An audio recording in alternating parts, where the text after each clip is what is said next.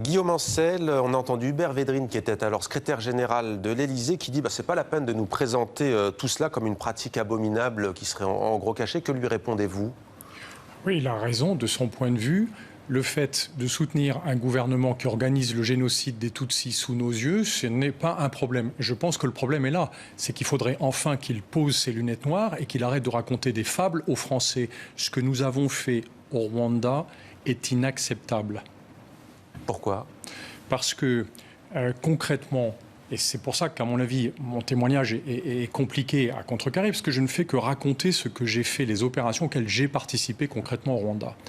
Nous sommes arrivés en 1994 au milieu du génocide.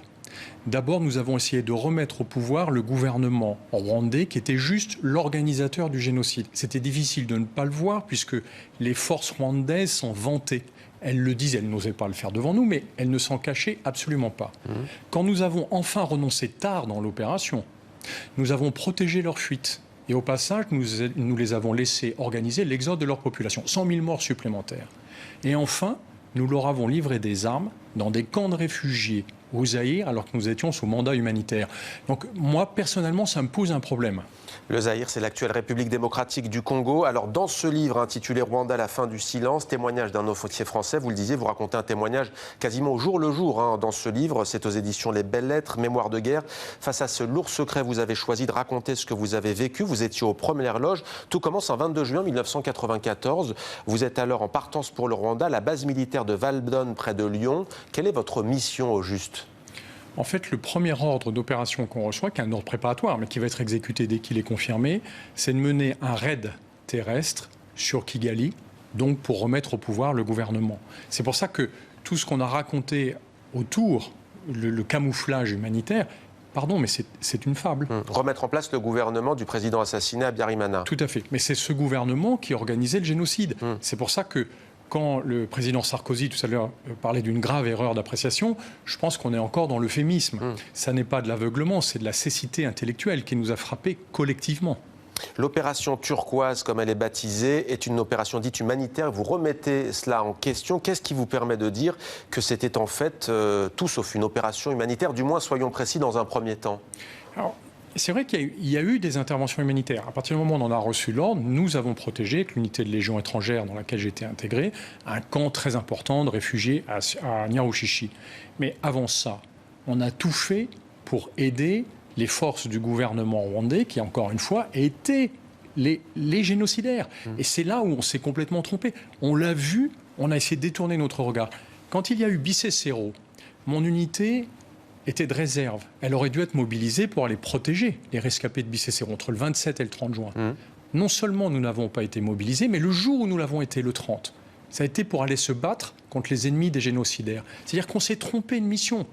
Mais là, encore une fois, je voudrais bien que mes propos soient clairs. Je ne critique absolument pas mes compagnons d'armes, dont j'ai admiré le courage et le professionnalisme, et qui ont mené les missions qu'on leur a confiées avec beaucoup d'attention. Ce que je remet en cause, ce sont les décisions qui ont été prises. Pourquoi est-ce qu'on est allé soutenir un gouvernement génocidaire, le seul génocide que nous aurions pu empêcher?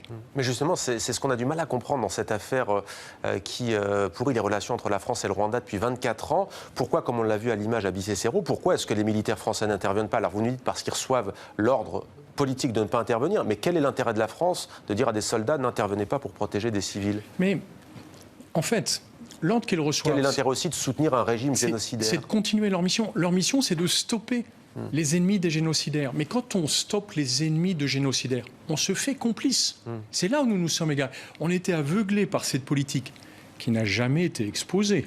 Car les décideurs de l'époque, dont Hubert Védrine, n'ont jamais osé dire quelle était la politique de la France. Et c'est pour ça qu'ils se sont camouflés habilement sous une intervention humanitaire pour ne pas avoir à dire aux Français que l'opération menée en leur nom a consisté malheureusement à être complice des génocidaires des Tutsis au Rwanda, qui a fait pratiquement 1 million de morts en 1994. Sur une population qui compte 6 millions d'habitants, on le rappelle. Paul Kagame, aujourd'hui président de la République rwandaise, était à la tête de groupes belligérants qui affrontaient les génocidaires. Quelles étaient les consignes politiques que vous receviez? Quelle attitude deviez-vous avoir face aux forces de Kagame à l'époque, qui n'étaient pas présidents mais miliciens? D'une totale ambiguïté, puisque officiellement on affichait une neutralité dans cette opération, alors qu'on est rentré à côté d'une des factions. Et en plus, cette faction, c'était les génocidaires. Donc, si vous voulez, notre neutralité, elle n'était que pour l'affichage. Dans la réalité, on s'est rendu complètement complice de ces forces qui, encore une fois, commettaient le génocide sous nos yeux. C'est-à-dire que même si on se bouchait les oreilles, on ne pouvait pas ne pas entendre les victimes. Et ce qui est inouï, c'est que 24 ans après, on continue à parler d'une opération humanitaire, alors qu'on explique aux Français pourquoi les archives sont toujours bouclées. Si c'était une intervention humanitaire, on devrait s'en vanter. Vous demandez la levée aujourd'hui totale du secret défense. Une vraie levée du bouclage des archives, parce que encore récemment, après l'annonce du président François Hollande, qui pour mettre fin au débat qu'a suscité mon premier témoignage en 2014 et qui a annoncé que les archives seraient ouvertes, un ami chercheur a reçu comme réponse de l'Institut François Mitterrand que les archives étaient ouvertes mais non consultables. À Sarajevo, j'avais reçu un ordre du même genre, c'était riposter sans tirer. Bon, à un moment, il faut être un peu cohérent et rationnel. Moi, ce que je souhaiterais, c'est qu'on ouvre les archives, qu'on permette aux chercheurs de s'en emparer. Ils nous diront ce qui s'est passé. Alors vous, comme à Sarajevo, en Bosnie, vous aviez le même rôle, c'était de guider au sol les frappes aériennes. Vous racontez un 26 juin 1994, aéroport de Goma, au Zaïre, en RDC, un officier d'état-major nous rend visite sur notre campement de Fortine. J'aimerais l'interroger sur la suite de la mission, puisque nous étions censés arriver par surprise pour mener une action offensive, mais il me répond, il ne vous répond pas, et se contente de récupérer avec d'inhabituelles précautions l'ordre préparatoire reçu à Nîmes, et là il va déchirer des documents.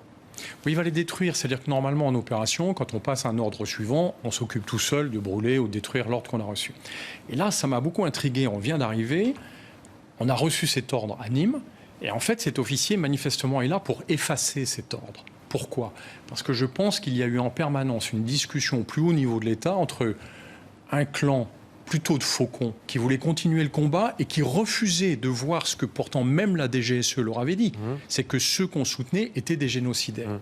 Et puis ceux qui voulaient absolument stopper cette horreur parce qu'ils savaient qu'un jour on serait accusé de complicité de génocide et qu'on serait mis au banc des nations. Vous vous sentez d'une certaine manière complice de ce qui s'est passé ? Oui. Parce que ce que nous avons fait est inacceptable. Et ce que je regrette, c'est de ne pas avoir fait comme certains de mes compagnons d'armes qui ont dit non. Quand on leur a demandé de livrer des armes dans des camps de réfugiés au Zaïre, moi je me suis contenté de râler et de demander des explications. Armes qui sont tombées dans les mains de miliciens génocidaires. Donc on a remis volontairement à des génocidaires qu'on avait installés dans des camps de réfugiés au Zaïre et qui a ensanglanté l'Est du Zaïre pendant 20 ans. Je pense qu'ils avaient raison parce que la responsabilité d'un officier, c'est de dire non quand il le faut. Vous revenez aussi sur les menaces voilées ou plus explicites que vous avez reçues depuis que vous avez brisé l'omerta sur cette question du génocide des Tutsis et des Hutus modérés, on le rappelle. Qu'en est-il au juste de ces menaces ? On a beaucoup dépensé d'énergie à me convaincre de ne surtout pas témoigner, comme si on souhaitait que ce silence devienne amnésie. Je ne pense pas que cette culture du silence protège les militaires. Moi, j'invite mes anciens compagnons d'armes à raconter la réalité de ce qui s'est passé, exactement comme le font les anglo-saxons. Il y a le temps du secret opérationnel au moment où se déroule l'opération, mais 5 ans après, il n'y a plus de secret opérationnel. Là, on est 24 ans après. On raconte ce qui s'est passé plutôt que de me menacer.